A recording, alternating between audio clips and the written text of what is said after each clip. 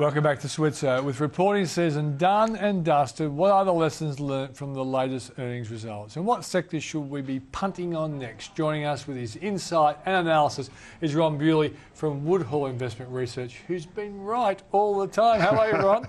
Good. And you? You don't deny it. You don't deny it. I've had a good run. You've had a good run. That's why I like having you back. Mm. So before we go to the first chart, what's the summary of what you want to talk about tonight? That the broker analysts, I think, are a little behind the play. Who are? Yeah. I agree. Yeah. I agree. And I wanted, the theme is from last month and the month before, which are on my website and your website. Yep. So woodhall.com.au has got these charts and some notes this time, so people can follow it. Okay. And really is quite a nice story, I think, at the end. So let's hope we get to the finale. Okay, let's go first chart. So the first one is relatively quick. Yeah. All that's showing is that when we were talking 2 months ago, we were talking about what sector should you be in, not just which is the best one, but how much in each one, what's the allocation. Yep, and then here we go. The green is MCAP. That's market cap, so that's like an index. Okay. Effectively the index. The yellow one's aggressive. Yeah, so that's the one we talked about last time and showed the weight. So that was an aggressive tilt. So we're very overweight materials, we're very underweight financials, all this type of stuff. So when BHP was 30, we were aggressive. $30.43. Okay. And Rio was $48.50. And now it's 60 something. Yeah. So we got it right. Okay. And then the RB was me. Yeah, so Ron Bewley. Showing here that you can actually make these plays work, but the disclaimer I want to put on this is that when you go more aggressive, you should get more risk. So you don't expect to be better all the time. It happens to have worked so far, but the point I want to get to now really is what should we do next? Should we keep on this run? And that's the theme. That's always the question. What do we need to do next, Ron? I've got some stories there. Okay, so let's go to chart number 2. Yep. Now, this is an unusual chart for most people because it's not a time series of the index or anything. Okay. Each dot on the line is a forecast for 12 months forward. And who made these forecasts? Me. Okay, through all the broker forecasts. Okay, using the broker forecast. Yep. So on the left-hand side, you can see maybe it's about 11.4%. Yep. So that was the forecast 12 months ago for the next 12 months. Yes. Which finishes today. Yeah, okay. So on the right-hand side, you see it's 10.4, and that's the next 12 months. And the numbers in the middle are what goes on. So when we say 11.4%, that was the capital gain prediction at that point in time. Yes. And what did we get instead? I can't remember. I didn't look. But we're the ballpark, but you have to take the exuberance into account as well. Remember, we were underpriced, so you get a bit extra for that. So 2 months ago, I showed actually these things were tracking pretty well. Okay.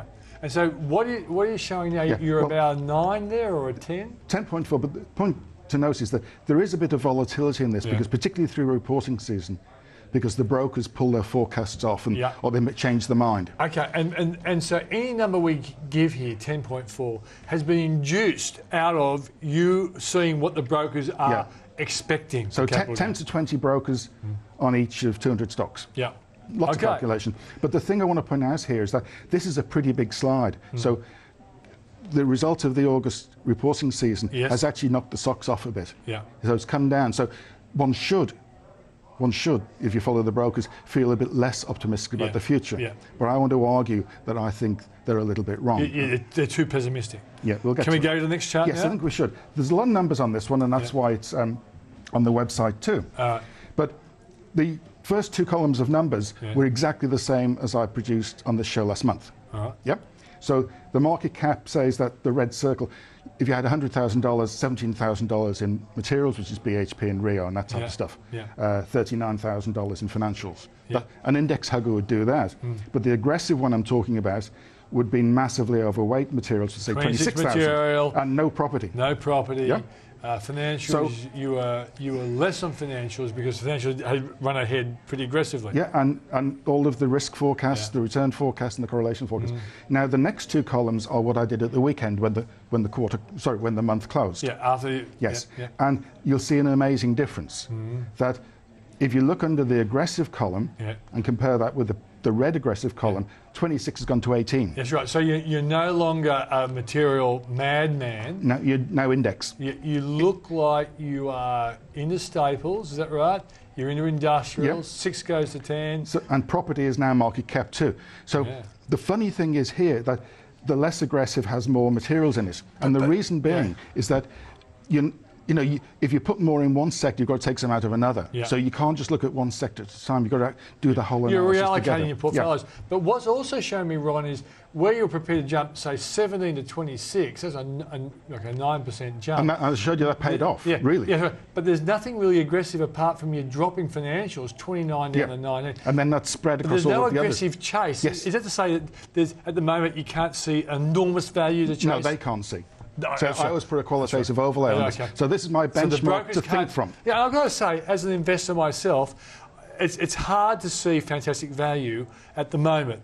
And I'm kind of waiting to see companies that I really want to get hot on. But at the moment, I can't see them as easy as I could say a year ago or 2 years ago. Right.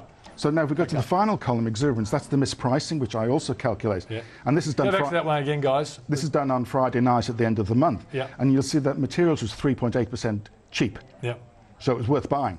But actually on Monday and Tuesday, that's now par. So you missed the boat on that one. Yeah. So after materials being 25% cheap a few months ago when we were calling it, it's now fair value. But using your exuberance column, what looks good?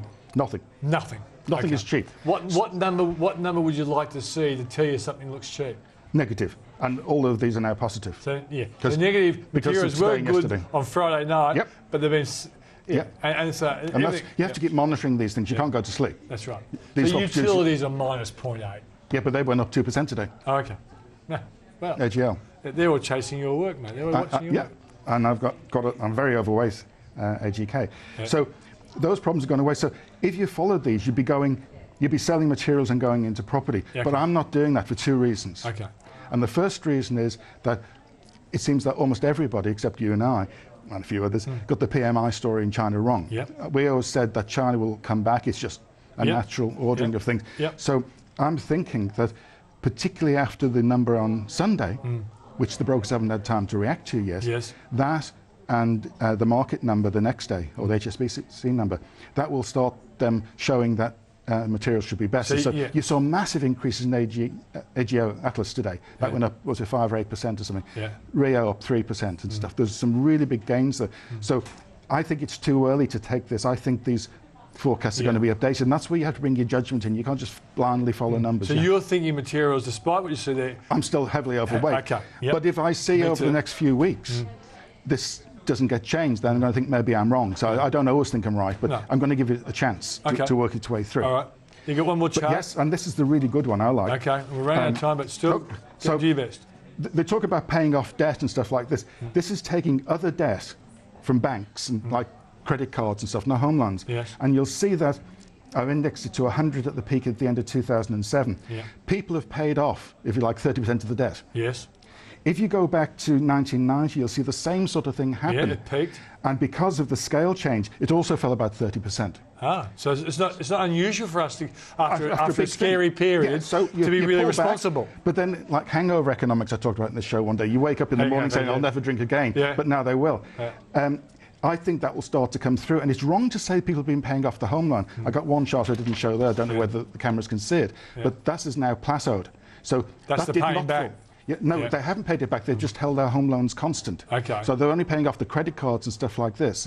And if you're uncertain about your future, your job, and who wouldn't be after mining taxes and carbon taxes and all this sort of stuff, if we get a settled period. So we get an election, we get a good result for the economy.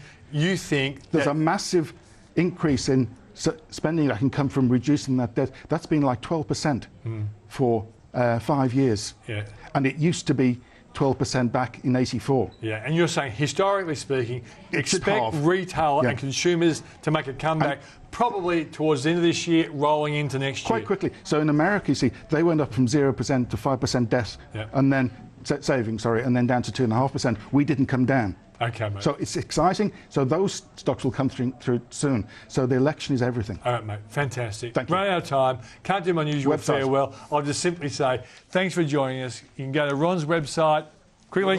.com.au. Yeah, or mine as well. Thanks very much for joining us. I'll see you guys tomorrow night.